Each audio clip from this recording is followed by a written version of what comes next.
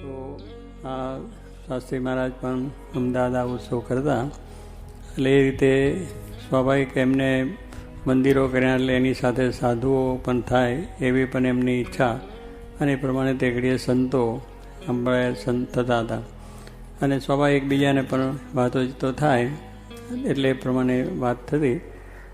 સ્વાભાવિક રીતે શાસ્ત્રી મહારાજ એ પધારતા અને આ પ્રમાણે વાત થતી હતી. હવે તો હું એકડે એક નાનો અભ્યાસ કરતો હતો, નાનો હતો અને અભ્યાસ કરતો હતો, અને એ અભ્યાસ કરતાં કરતાં સ્વાભાવિક રીતે અહીંયા રજાઓ જે વેકેશન પડે એ વેકેશનની અંદર અક્ષર સ્વામી, મોટા અક્ષર સ્વામી, ઘનશ્યામ સ્વામી, બાળમુકુંદ સ્વામી ત્યાં મંડળ લઈને આવેલા હતા પૂર્વાશ્રમમાં, અને એ રહે ત્યાં કથા વાર્તા કરે, ધર્માદો ઉઘરાવે, બધું કરતા. એટલે એમને થયું કે આ રજાઓ છે તો મોટા અક્ષર સ્વામી કે ચાલ તારે ફરવા આવવું છે, તમે કહું ચાલો. એટલે સંતો સાથે મહિનો 1.5-2 મહિના ફરી અને પછી બોચાસન જવાનું થયું. ત્યાં શાસ્ત્રી મહારાજ મળ્યા એટલે બહુ રાજી થયા. પછી એમને થોડી વાતચીત થઈ, પછી એમની પાસે જરા સહેજે બેસ્યું અને કથા એમની સેવાનો બધું લાભ મળ્યો. એટલે સ્વામીની આમ દ્રષ્ટિ પડી કે આ છે ને સાધુ કરવાની વાત છે, પણ તે ઘડી અભ્યાસ મારે બાકી હતો એટલે પછી સહેજે પાછું જવાનું થયું. અને પછીથી ફરીવારના પછી સ્વામી અંગ્રેજી ગુજરાતી અભ્યાસ પૂરો કરીને 5 ચોપડી પછી ત્યાં પાદરા સ્કૂલની અંદર ભણતો હતો, અને ત્યાં મારે સેકન્ડની અંદર 86 પરીક્ષા ચાલતી હતી, અને એ પ્રમાણે શાસ્ત્રી મારે ત્યાં પોતે પધાર્યા હતા. તો એમને પછી મને વાત કરી કે આપણે આ રીતે તારે અભ્યાસ જો કરવો છે તો આપણે ખંગારજીભાઈ માસ્તર છે અને સાહેબ વિનુભાઈ સાહેબની સ્કૂલ છે અમદાવાદમાં, અને ત્યાં તને અંગ્રેજી ભણાવશું. અને આ બીજા અક્ષર જીવંદા કરીને સાધુ થયેલા હતા, અને એ 6 થી અંગ્રેજી સુધી ભણેલા હતા, એટલે એને ભણવાનું છે ને તારે બેને ત્યાં ભણાવશું. એટલે ચાલો, બહુ સારું. એટલે એ પ્રમાણે નક્કી વાત થઈ. પછી સ્વામીને અચાનક અહીં આનંદમાં રાવજીભાઈ દૂધવાળા, નારાયણભાઈના દીકરા રાવજીભાઈ દૂધવાળા છે, બીમાર હતા. એટલે સ્વામીના તાર માનસ આવ્યો એટલે ત્યાં જવું પડ્યું. ત્યાંથી સ્વામીએ આગળ ઘનશ્યામ સ્વામીને લખ્યો, ભાઈલીમાં હતા ઘનશ્યામ સ્વામી, કે વાત થઈ છે તો એને તમે બોલાવી અને બોચાસન અનકોટ ઉપર લાવજો, પછી ત્યાં મળીશું. એટલે એ પ્રમાણે સ્વામીનો કાગળ આવ્યો. ઘનશ્યામ સ્વામી એક આપણા હરિભક્ત હતા, એના છોકરાને રાવજીભાઈ કંઈ નામ હતું, એને કહ્યું તું એમને તેડી આવ. એટલે સાયકલ લઈને આવ્યા. હવે તે ઘડી અમે થોડું ક્રિકેટનો જરા બધા છોકરા રમતા હતા, સ્કૂલના છોકરા ને ક્રિકેટ રમ્યા. અને ગામમાં તો કંઈ હોય નહીં, પણ ત્યાં એક વેપારી કલાલ કરીને હતો, એ બહુ શોખીન હતો, એ પોતે રાખતો અમને છોકરાને રમાડતો. એટલે એમાંથી એ તો જવાનું, એને તો બહાર ગામ એને ત્યાંથી જવાનું થતું રહ્યું. એટલે પછી તો છોકરાને બીજું થયું કે હવે આપણે પોતાનું લાવીને બસાવીને રમીએ. એટલે અમે બધા છોકરાઓ ભેગા થયા, નક્કી થયું, ફંડ ઉઘરાયું, પૈસા નક્કી થયા, અને હું એક શંકરલાલ મિત્ર મારો હતો, અને અમે 2 જણને કહ્યું કે તમે જઈને વડોદરાથી લઈ આવો. આ બધું ચાલતું હતું અમારે બધું. ત્યાં ભાગોરે નિશાળને ઓટલે ઉપર બેસી અને આ બધી વાતચીત થઈ, બધું નક્કી થયું. આ વાત ચાલે છે ને એમાંથી ઘરે પેલો કાગળ સ્વામીનો આવ્યો, ને કાગળ ત્યાં આગળ મોકલ્યો મને લઈને. પેલો છોકરો આવ્યો સાચી, એટલે કાગળ લઈને પછી બોલાવે છે ઘરે. એટલે ત્યાંથી ઘરે ગયા, કાગળ સ્વામીનો છે ને આ રીતે કહ્યું છે. એટલે બધાએ રાજી થઈને રજા આપી, અને તે દાડે એકાદશી જ હતી ને, હા એકાદશીને દાડે જ નીકળ્યા હતા ત્યાંથી તે દાડે પણ. એટલે પછી આસો એકાદશી હતી. એટલે બીજી તો ફરારને એકાદશી તો બહુ પહેલેથી જ ઘરમાં સત્સંગ બધા ને, એટલે બધા નાના મોટા બધા જ એકાદશી કરે, અને એ પ્રમાણે બધું ત્યાં હતું. એટલે પછી બીજું કંઈ કરવાનું હતું, સાહેબ ફરાર હતું કરે, અને પેલાની સાયકલ બેસી ગયા અને ભાઈલી ગયા. ઘનશ્યામ સ્વામી ત્યાંથી સાંકળદા ગયા. સાંકળદા ગામ પણ આપણું સત્સંગ છે, તો ત્યાં ઘનશ્યામ સ્વામીને બધાએ આગ્રહ કર્યો કે અનકોટ તમે અહીંયા કરો. એટલે સ્વામી ઘનશ્યામ સ્વામીને બોચાસન જવાનું હતું, પણ ત્યાં રહ્યા. મને એક શંકર ભગત કરતા એની જોડે બોચાસન મોકલી આપ્યો કે તું અનકોટ ત્યાં કરજે અને પ્રસાદી લઈને પાછો અહીં બોચાસન અહીં આવજો. સારું, ત્યાં ગયા. એટલે બોચાસનની અંદર અનકોટનો ઉત્સવ સારો થયો, દર્શન થયા. ત્યાં નિર્ગુણ સ્વામી પોતે બિરાજતા હતા. એટલે નિર્ગુણ સ્વામી મળ્યા, વાતચીત કરી. એટલે એમને કહ્યું કે સારું. એટલે એમને કહ્યું કે તારે પાછું ત્યાં સાંકળદા જવાની જરૂર નથી, હું પ્રસાદ બીજાની હારે મોકલી આપું છું ઘનશ્યામ સ્વામીને. એટલે બીજા ઈશ્વર ભગત કે કોકને મોકલ્યા ને એમને પ્રસાદ મોકલી આવ્યો. મને એમની સાથે લીધો. હવે તે ઘડીએ આપણે જરા એક કેસનું કામ ચાલતું હતું વડતાલ સાથેનું, એટલે એમને નિર્ગુણ સ્વામીને મળવાનું હતું. તે ભાદરણમાં કોઈક એમના જસભાઈના ત્યાં કારભારી, આપણે ત્યાં વડતાલના કારભારી એમના સગા હતા ઈશ્વરભાઈ કરીને, એને મળવા માટે ત્યાં જસભાઈ આવવાના હતા. સ્વામી કે ચાલો આપણે ત્યાં ભાદરણ મળીએ. ભાદરણ ગયા. ભાદરમાં એક રસ્તો આમથી ગામમાં અને એક રસ્તો આમથી પણ આવે. તમે ત્યાં ઊભા હતા, ત્યાં ગિરધરભાઈ આપણા કારભારી હતા બોચાસરના, એટલે એમને કહ્યું તમે અહીં ઊભા રહો, જો એમની જસભાઈની મોટર નીકળે તમે ઊભી રાખજો, કદાચ આમથી નીકળે કે આમને અમે આમથી જઈએ ને આમથી નીકળી જાય ને આમથી જઈને આમથી નીકળે તમે ઊભા રહીજો. એટલે અમે આમથી ગયા ને પેલા ભાઈ આમથી નીકળ્યા ને મોટર ચાલી ગઈ. પેલા ગિરધરભાઈ તો અમને ઊભા રહ્યા ને ગયા. અમે નિર્ગુણ સ્વામી આંટો મારી આવ્યા તો અમને ગયા, એના હગાવાલાને પૂછવા ગયા હતા. એટલે સ્વામી પહેલાં વહેલા આવ્યા ત્યાં ગિરધરભાઈ ઊભા રાખ્યા છે. પછી ગિરધરભાઈ કહે કાંઈ નહીં, મને તો ખબર નથી ભાઈ મોટર અહીંથી થઈ. હે મૂર્ખ જેવા તને અહીં ઊભો રાખ્યો. શું નિર્ગુણ સાહેબ આંકડા થઈ ગયા ને જે બોલવા માંડ્યા, ખબર નથી, અકલ નથી, આમને તેમને. પછી ભાઈ બેઠા ડબનિયામાં બેઠા ને ત્યાંથી પાછા બોરસદ ગયા ને બોરસદથી પછી નડિયાદ ગયા. નડિયાદ ગયા એટલે પછી ત્યાં સ્વાભાવિક નિર્ગુણ સાહેબ તો બધું ફરવાનું બહુ હતું, એટલે સહેજે સહેજે કોઈને મળવું કરવું, બીજું ત્રીજું આજુબાજુ ગામડામાં જાય ને હાજી મોડે રાત્રે આવે. એટલે મને તાવ ચડ્યો અને તાવ એટલો સખત ચડ્યો તો ત્યાં રામચંદ્રભાઈ આપણા સત્સંગીદાર બહુ નિષ્ઠાવાળા, એમને ત્યાં ઉતારો હતો. એટલે રામચંદ્રભાઈને ત્યાંથી સહેજે સવારે ઉકાળો બીજું ત્રીજું ગયો, પણ આખો દાડો પછી એમાં કોઈ નવરા ના હોય ઘરમાં, એટલે કોઈ ભેગું થાય નહીં. નિર્ગુણ સ્વામી બહાર જાય એટલે પેલો મોદા એટલે પડ્યા રહીએ અને ત્યાં આગળ કોઈ બીજું આવે નહીં, જાવે નહીં, કરે નહીં. પણ પછી નિર્ગુણ સ્વામી રાત્રે આવે ને હરિવલ્લભ સ્વામી જોડ્યા હતા, ત્યાં આવે તો રાતે પાછા પૂછે પછી ભાઈ કંઈક શું છે ને પછી સારું છે, પછી દવા થોડી ઘણી કંઈ ડૉક્ટરને કહ્યું કર્યું. એટલે 2 દાડા ત્યાં રહ્યા પછી સીધા આપણે બોચાસણ અમદાવાદ જવાનું થયું. એટલે આ કહ્યું એમ દસમ આપણે ગઈકાલે દસમ થઈ, એ દસમ રાત્રે ત્યાં પહોંચ્યા અને શાસ્ત્રી મહારાજ અહીંથી અન્નકોટનો પ્રસાદ લઈ અને હંમેશા ત્યાં આવે અને આ એકાદશીનો સમય એટલે બધે પ્રસાદ વેચવાનો અને કથા વાર્તા થાય. એટલે રાત્રે અમે ત્યાં પહોંચ્યા અને સ્વામી પણ રાત્રે ત્યાંથી સારંગપુરથી આવ્યા. હવે તે ઘડી મને તાવ તો એવો ને એવો જતો, એટલે આમ અશક્તિ પણ થોડી હાલી. અને પછી એક ખૂણા બહુ ઊભીનું ઘર હતું, બહુ નાનું હતું, એક ઉપર મેળા ઉપર એક ઢાળિયું આમ છાપરું અને આટલો રમ ને એની અંદર તે દાડ તો રહેવાનું. તે દાડ સત્સંગ બહુ આપણો ઓછો, એટલે સાદા રીતે સ્વામીને મંદિર નહોતું એટલે અમે ઘરોમાં ઉતરતા. એટલે એ પ્રમાણે ત્યાં ઉતરેલા એક ખૂણામાં ગાડિયાને ત્યાં પછી મને નિર્ગુણ સ્વામી હોવાડેલો ને ત્યાં ઉતરેલો હું ગોદડું ઓળીને. તાવ થયું તો એટલે સ્વામી આવ્યા, બેઠા, બધી કથા થઈ, વાર્તા થઈ, બધાને મળ્યા કર્યા બીજું ત્રીજું. અને પછી હરિવલ્લભ સ્વામી કહ્યું કે આ આવ્યો છે ને એને તાવ આવ્યો છે ને એમ તેવા સ્વામી. એટલે સ્વામી પાછા ઉઠી અને પછી ત્યાં મારી પાસે આવ્યા અને હું સૂતો હતો. એટલે પછી ગોદડું આગું કરીને મેં એમને બેઠા થઈને દર્શન કર્યા અને પગે લાગ્યો ને માથે હાથ મૂક્યા સ્વામીએ. પછી કહે શું છે, મગર તાવ બહુ છે ને અશક્તિ આવી ગઈ છે.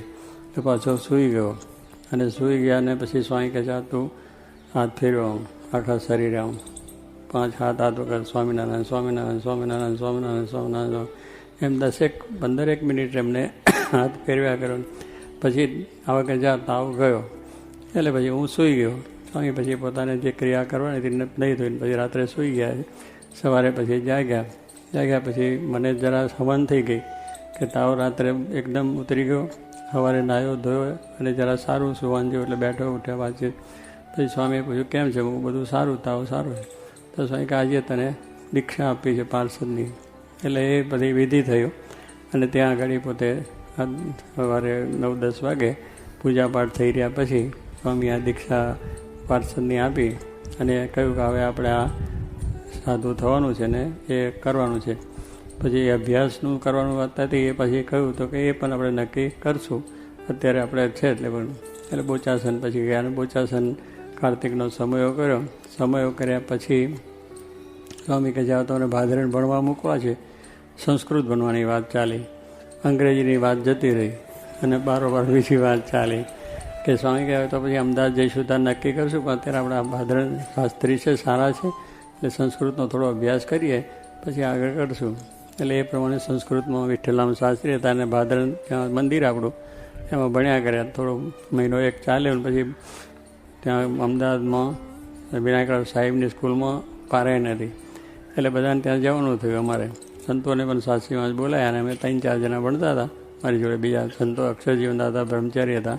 એક હરિસૌદા કરીને ધોળકાથી પેલા સ્વામીને એમની ગાદી કહેવાય ને ત્યાંના મહંત હતા, હરિસ્વરૂપ ચૂડાના આપણે મહંત હતા ને, ચૂડાના હરિકૃષ્ણ, એની ગાદીના એ ત્યાંથી આવેલા હતા. એ પણ સાધુ થયા હતા. એટલે એ બધા અમે ત્યાં ગયા, ત્યાં પારાયણ થઈ રહ્યા 4-7 દિવસને બધું કથા વાર્તા થઈ, બીજું થયું.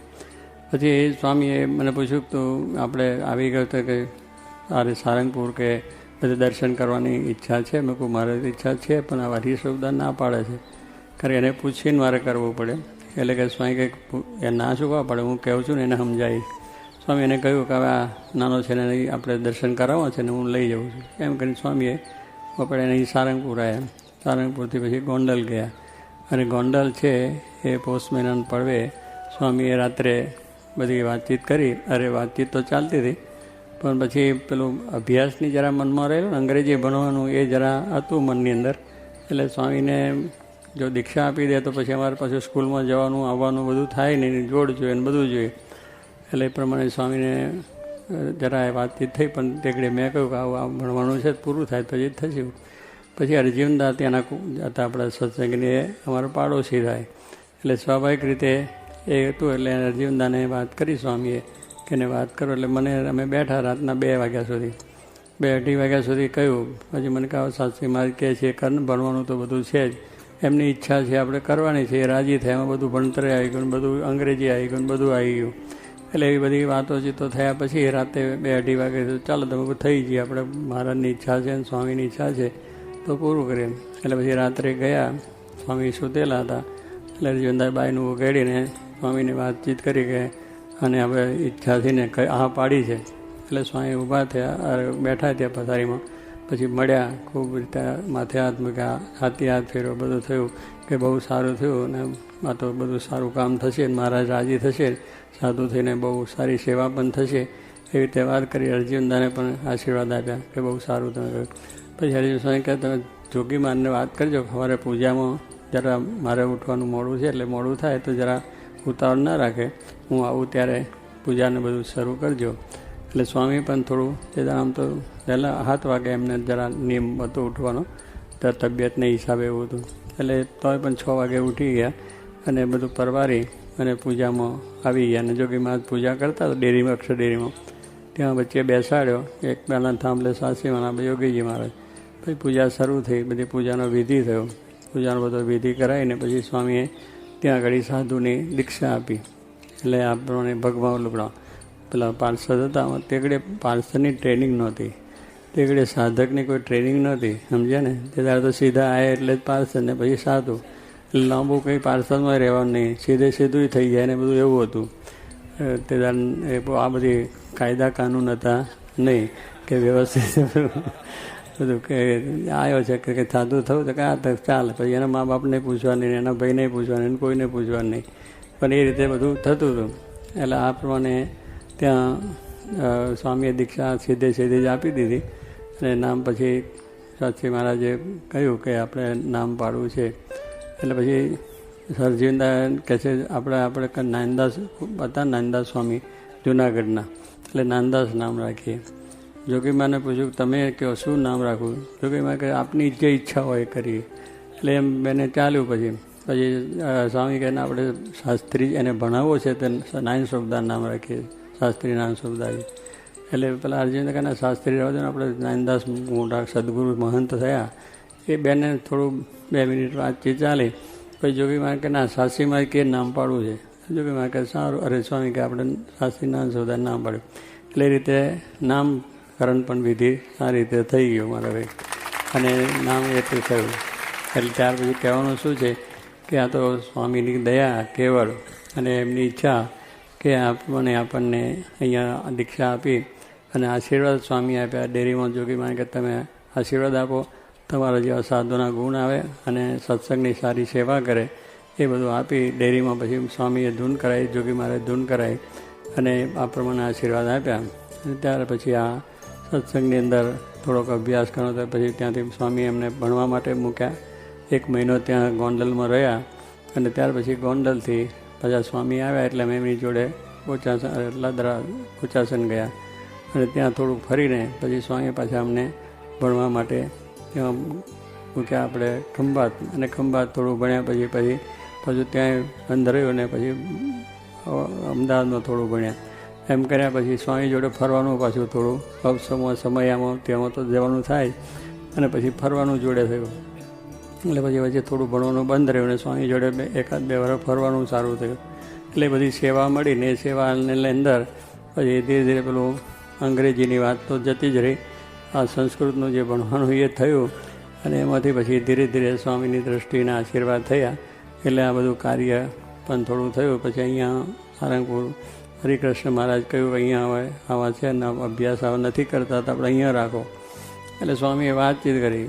હવે તેકડે હું તો નવો મને કંઈ ખબર પડે નહીં કે આ બધું કેમ શું. બધે પેલા હરિકૃષ્ણ સ્વામી કોઠારી હતા એટલે બધું લખવું કરવું. એટલે આ ઓફિસમાં બેડા ઓયડો છે ને એમાં છે આ જે કોઠારીની ઓફિસ છે. પછી હું થોડા દાડા ચાલ્યું, મહિનો ચાલ્યો, પણ હવે આપણે તો એટલું કંઈ નામા ઠાવાનું જાણીએ ને લખવામાં, એમાં એ સિલેક્ટ દરરોજ મેળવવાની. હવે મેળવવામાં કંઈ આપણે ખબર ના પડી ને એકાદ દાડો મહિનામાં 1 વખત 2 વખત એવી થયું કે કંઈ સિલેક્ટ મળી નહીં. ત્યાં તો 4-8 આના સિલેક્ટમાં આવે, ઓલું હું 5 ફળાવે તો 4 આના 8 આના, ત્યારે કંઈ લાંબુ ના થાય. અને તેમાં ₹2 ભૂલ જેવું થઈ ગયું અને મળે નહીં. હરિકૃષ્ણ સ્વામીને કહ્યું ભાઈ આવું થયું છે, તો કંઈ ભૂલી ગયા છે, આમાં છે તેમ છે ને એ લખાઈ ગયું. એટલે આપણને થયું આ તો સારું જોખમ કહેવાય. આની અંદર તો ક્યારેક કંઈક મોટું જોખમ થઈ જાય તો આપણે લોકો કહે છે પૈસાનું આમ થયું તેમ થયું, મને આ ફાવે નહીં. અને આ બાબતમાં મને થયું એટલે મેં તો સ્વામી આવ્યા ફરી એટલે કહ્યું મને આ કોઠાનું નહીં ફાવે, કારણ કે આ તો સિલક ઘટે વધે અને કંઈક પૈસાની ગડબડ થાય, એના કરતાં બીજી સેવા જે છે તે કરશું. પછી સ્વામી કહે ચાલો તો આપણે જોડે ફરવા લઈ ગયા. થોડું ફરવ્યા અને પછી પાછું બીજી વખત આવ્યા અને પાછા હરિકૃષ્ણે કહ્યું. એટલે પછી કહ્યું કે જો આ પૈસાની તારે ચિંતા નહીં, આ ભાઈચંદ શેઠ છે આપણા શેઠ મોચી દળવાના આવે છે ને ઘનશ્યામના બાપા, એ તારા કારભારી, એ બધું નામું ઠામું લખશે, હિસાબ લખશે, વેપારીને માલ સામાન લાવશે કરશે, તારે ખાલી દેખરેખ રાખીને ત્યાં ભજન કરવું. એમ કરીને પછી આ કોઠારી થયા અને કોઠારી થયા પછી સ્વામીની પાછી દ્રષ્ટિ થઈ અને આ બધું સત્સંગમાં પછી તો અહીંયા બધે ફર્યા હર્યા, સારો સત્સંગ થયો. અને પછી સ્વામીને સંકલ્પ થયો કે આ સંસ્થાની ગાદી સોંપવાનું, બધું કરવાનું. એમને આખી કમિટી નિમિત શાસ્ત્રી મહારાજે બંધારણ આખું કરી નાખ્યું. ત્યાં સુધી બંધારણ નહોતું, આપણી સંસ્થાનું બંધારણ કંઈ હતું નહીં. શાસ્ત્રી મહારાજે સારંગપુર મંદિર કર્યું, ગોંડલ મંદિર કર્યું અને એટલા ત્યાં સુધી કોઈ બંધારણ જેવી વાત હતી નહીં. જે કોઠારી હોય એના નામનો બધા દસ્તાવેજ થાય, એના નામે બધી મિલકતો થાય. અહીંના કોઠારી અહીંના બોચાના ત્યાંના બીજા કોઈ હરિભક્તોના શ્રીજીપુરમ જમીન રાખેલી એ પણ આશાવી મોતીબી સોમા ભગતને જે બધાના નામે ચાલતું, કોઈ એક વસ્તી નહીં. શાસ્ત્રીમાને બધાનો વિશ્વાસ અને એ બધા પણ બહુ પ્રમાણિક માણસો એટલે કંઈ વાંધો નહીં. પણ પછી સ્વામીને આપણે થયું ભાઈ આપણે બંધારણ કંઈક કરવું જોઈએ, બધા હરિભક્તોને બધાએ કહ્યું. એટલે પછી આ ટ્રસ્ટ આપણે બનાવ્યું અને ટ્રસ્ટની અંદર બધા ટ્રસ્ટીઓની મને શાસ્ત્રીમાનને પ્રમુખ રાખ્યા કે ભાઈ સ્વામીએ આ બધું કર્યું છે માટે મુખ્ય રહે એ એમની હયાતી સુધી. એ રીતનું આખું બંધારણ તૈયાર થયું, એની અમલ થઈ ગયો. 1-2 વર્ષ ચાલ્યું. પછી સ્વામીને જયંતિ, સુવર્ણ જયંતિ આટલા દર જોઈ. ત્યાર પછી એ સમય બહુ અદ્ભુત થઈ ગયો અને બહુ સમયની અંદર હજારો લાખો માણસો આવ્યા હતા, ધામધૂમ થયું. અને પછી સ્વામીએ મુંબઈમાં ગયા અને મુંબઈમાં 2-2.5 મહિના સુધી સ્વામી રહ્યા હતા. ત્યાં તેગડે નંદાજ બંગલે ને બીજે ત્રીજે બહુ સારી રીતે ઉત્સવ સમય હતા. અને અકાભાઈ ત્યાં ભેગા તે દાડા અમારા અકાભાઈ છે આપણા દરબાર, એ શાસ્ત્રીમાની સેવામાં હતા, ટપાલ લખવી કરવી બીજું ત્રીજું. અને મારે અહીંયા રહેલો એટલે હવેલીનું કામ ચાલે, આ બાજુ દરવાજાનું કામ ચાલે અને ધમધોકા ચાલે, કડિયાને પૈસા ચૂકવાના, લાકડું વેપારની ત્યાં લોકોને બધરું શેઠ આપણા હતા ને, કંઈ તો બીજું કોઈ પૈસાની આવક નહીં, 4-8 આના આવે એમાં શું પૂરું થાય.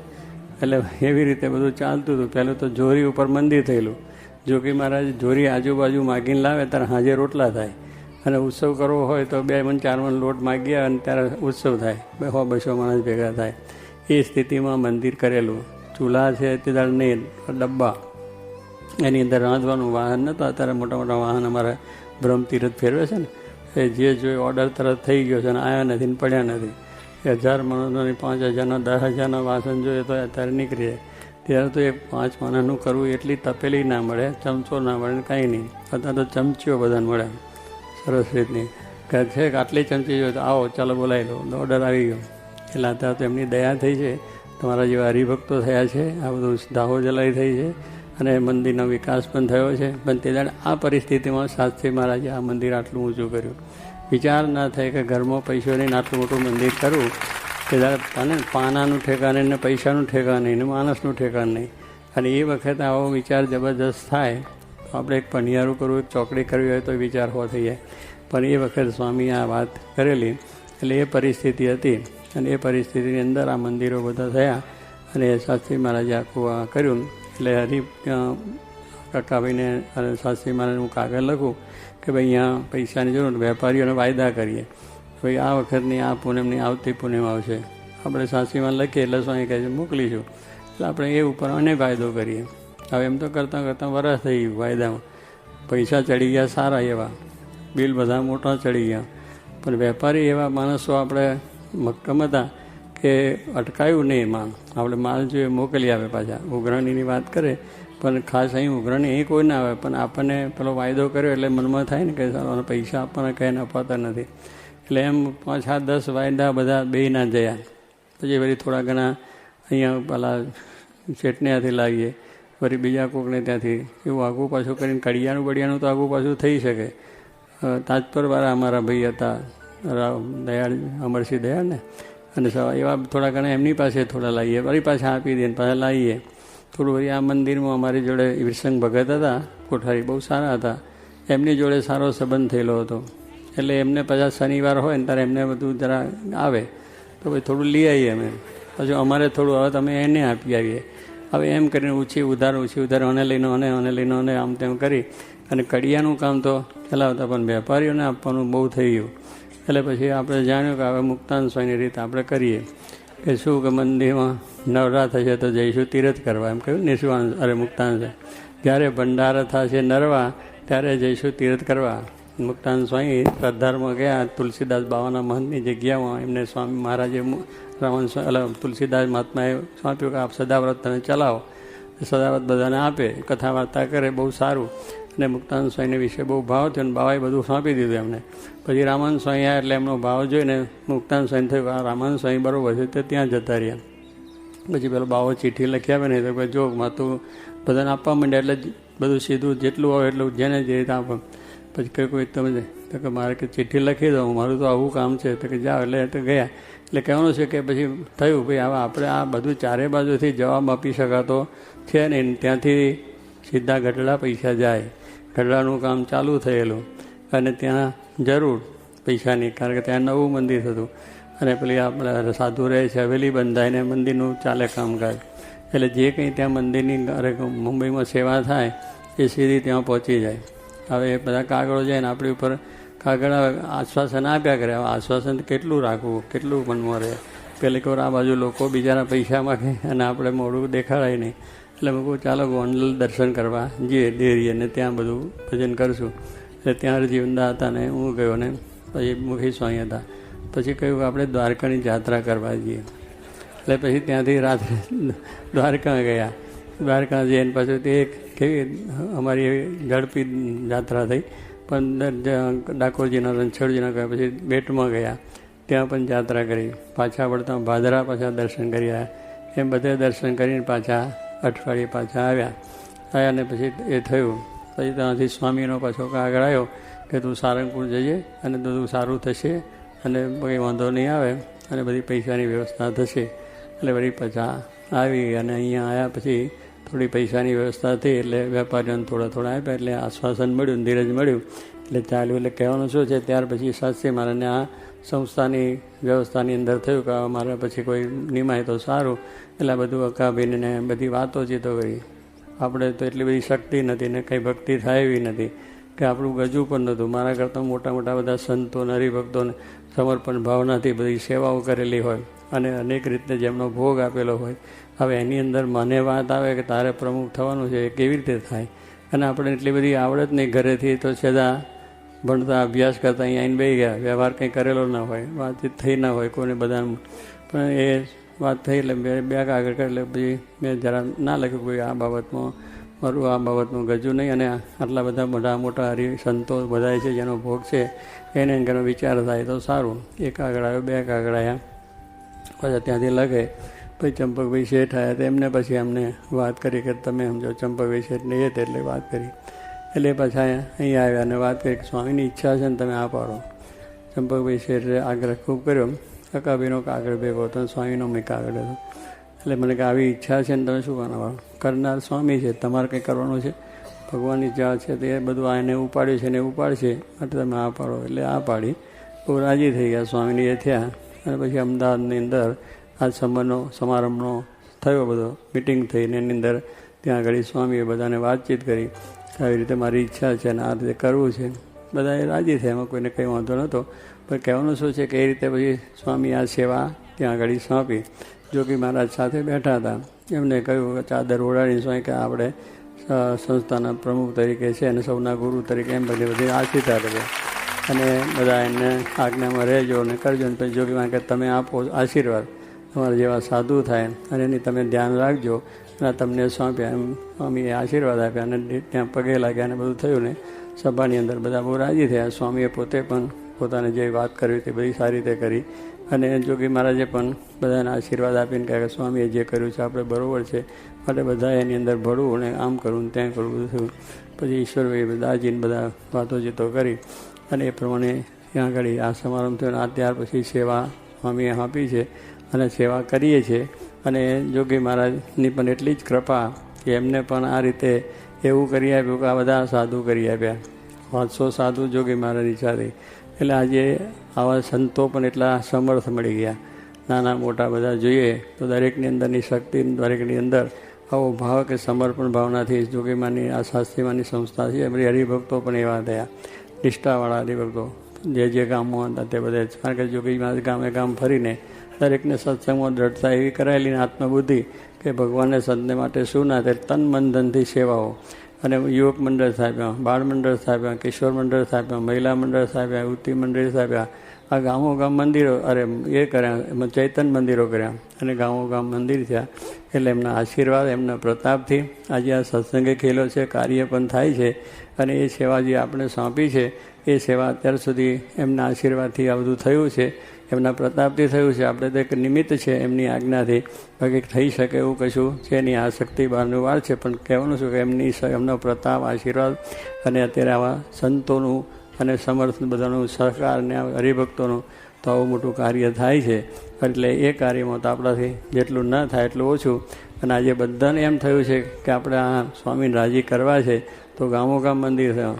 લંડનનું મંદિર એક સર્વોપરી થયું, અક્ષરધામ પણ સર્વોપરી થયું, નૈઋબી થઈ ગયું, આ હમણાં મહિલામાં થયું એ પણ આમ દિવ્યતાવાળું મંદિર રાજકોટમાં, તો એ પણ લોકોને આનંદ થાય એવી જાતનું. એટલે કહું છું ગામો ગામ મંદિરો એવા થયા છે, લોકોનો ઉત્સાહ એવો, સમર્પણ પથરા ઘસવામાં, બીજામાં ત્રીજામાં પૈસા ઉઘરા કરવાની અંદર પ્રભાત ફેરીઓ ફરીને પણ આ કામ કર્યું છે. તો કહેવાનું એ બ્રહ્મનો પ્રવેશ જેને કહીએ ને, એમ જોગી મહારાજનો સંકલ્પ, શાસ્ત્રી મહારાજનો એ પ્રવેશ, એટલે મહારાજની આ પ્રમાણે ઈચ્છા, એટલા બધું કાર્ય આવું સુંદર બને છે. સત્સંગ પણ એટલો દિવસે દિવસે ખેલે છે અને સમયા પણ એક પછી એક અધિક થાય છે. મંદિરોનો કાર્યો પણ બને છે અને આ બધી સેવાઓ પણ ભગવાનની દયાથી પ્રાપ્ત થાય છે.